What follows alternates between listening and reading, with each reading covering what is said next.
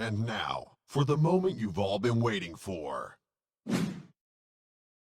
Performage, a formidable group of monsters well known among the player base for a variety of reasons, whether it be their intriguing role as Dennis McField's Xyz's counter to Yu-Gi-Oh's Performance Pals in Arc 5, or the chaos they genuinely caused through early 2016 competitive. These infamous little pendulum guys exhibited much through Plushfire and to the sheer power of every other unique card they had, and they also did rank 4s pretty safely as well. These mystical beings truly exemplify Konami's sometimes perplexing grasp on what pendulum should do as a mechanic. It's currently undeniable that their reign as the viable meta option is long past their time, but they did heavily influence the entire meta landscape for years after their entire inception, and showing why Konami shouldn't be trusted balancing their own game sometimes. Watching their deck as a modern player play out is very interesting to see. Watching those games now is super interesting and shows a little bit of the magic behind these magicians. So, to all of the esteemed spectators out there,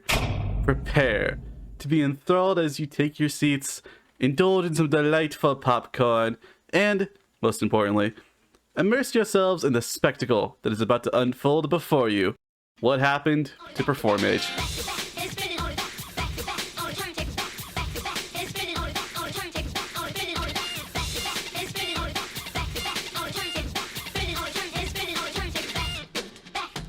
Clash of Rebellion in August 2015 truly shone a light on these top tier performers, introducing us to the likes of Damage Juggler, Hat Tricker, and of course Trick Clown. These level 4 monsters quickly became essential components of many decks at the time, forming a powerful engine, each having its unique role: Juggler as a searcher, Trick Clown as a graveyard revival, and Hat Tricker as extension, contributing to the rise of diverse chaos-like and rank 4 based decks. Notably, decks like Shaddoll and Nekroz swiftly adopted these guys as new additions, but they also faced their own restrictions, and Elder Entity Norden also was involved as well. The real breakthrough for these performers, however, came in October when the concept of Performage Challengers emerged, an innovative deck that utilized the magical abilities of these guys to fuel a unique rank 4 engine at the time, enabling the summoning of formidable monsters like Exciton Knight and the infamous Hand.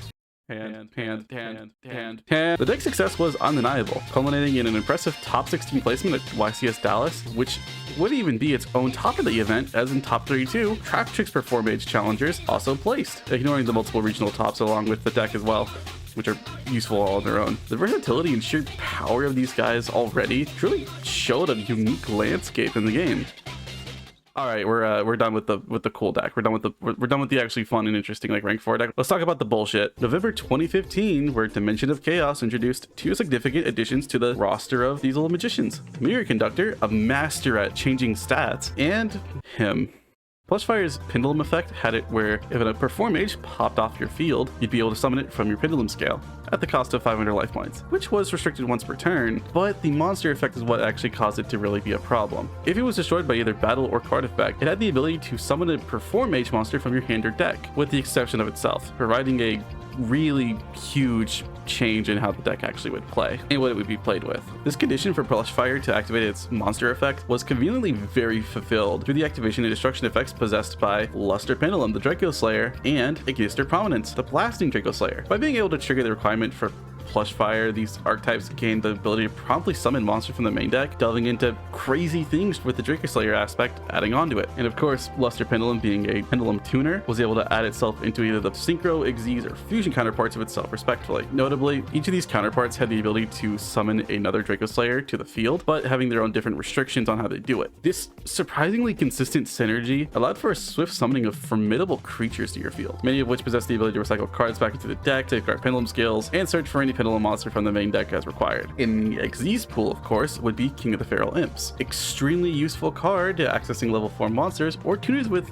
the combination with Hat Tricker, facilitating in the summoning of powerful creatures like Naturia Beast. This synergy forms a cornerstone of the crazy strategy that was formed at this point, hereby dubbed PePe and Pals, which is the simplified name of Performage Pendulums. These 3 planned strategies centered around the versatile capabilities of King of the Feral Imps and the essence of all of them being able to summon something unique in their own different way. And of course, now that there's such a huge, overwhelming deck in the game that is aggressively too much better than everything else in the game, and Konami being completely terrified of pendulums, they had to immediately create a new form of ban list for this, which was the Emergency February 2016 ban list, specifically targeted to only this deck. Notable cards such as Performage Damage Juggler, Performage Plushfire, and Tellar Knight Helmias were outright banned in this ban list just because of this one deck, while others like Luster Pendulum and Performapal Skullcrabat Joker and Monkey Board were also heavily restricted to limited just because this deck existed at all. This immediately ruined all the momentum Pendulum had at this point. Every possibly playable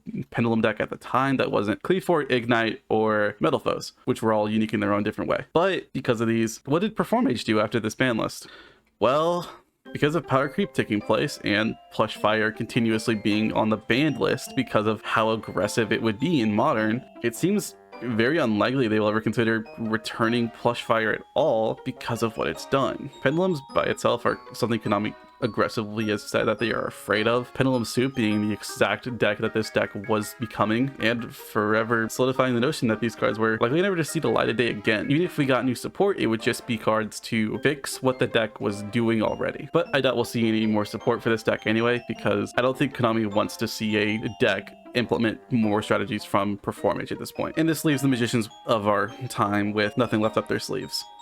So, what are they currently doing in Yu-Gi-Oh now? Well, Trick Clan specifically has found a unique place in the game as a useful tech option for Valmonica. And currently people are saying this deck isn't like crazy. I don't know what they're talking about. Primary objective to Valmonica is to add counters to your pendulum scales by inflicting/healing damage to yourself, ultimately paving a way into summoning a formidable link monster. Trick Clan plays a key in that by having itself be a level 4, which the deck already enjoys a lot, and being able to summon itself back at the cost of paying 1,000 life points. This was the crazy enough part of the whole card to warrant Valmonica players to go, this is worth playing it, making a Baguska / other XZ's rank 4 of your choice so much more safely. So what do we do with Performage by itself now?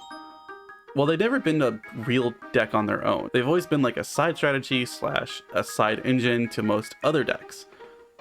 And I doubt we will get Plush Fire back at all because of my previous reasons of Plush Fire being a problem. But what I want for Performage? Well, I'd like them to have a more concurrent strategy of their own. Not a negate, like an in-boss negate, not a crazy card as part of their combo. I want Performage to have a in-boss that does something unique to their type. They'll put counters on themselves when damage is taken, so why not lean into those counters being required for a boss to be like summoned in a unique way? We've already shown what can be done with Valmonica, why not add it onto those? But that's all I have for these weird little guys. A very dark historic moment in Yu-Gi-Oh's history by themselves. Maybe one day we can hope for something exciting out of them for these characters. It would be fantastic, but I doubt the support introduced this time would be anything above Plush Fire. After all, we don't want the Draco Slayers to be burning another plushie down every damn turn. Bye!